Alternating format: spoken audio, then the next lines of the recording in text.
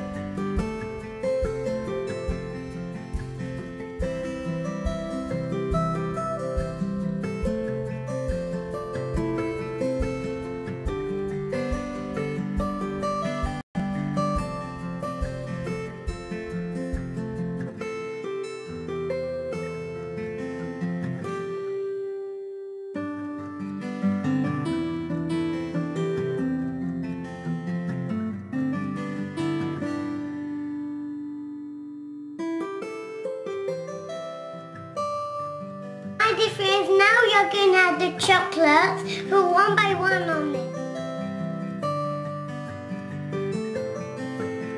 Keep this cookies in the oven for 15 to 20 minutes, and then it'll be ready.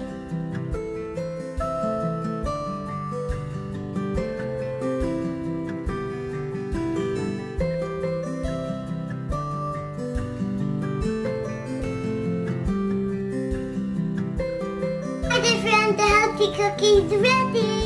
Now let's test it. Really yummy, and it's awesomely crispy. My dear friends, hope you enjoyed. Please hit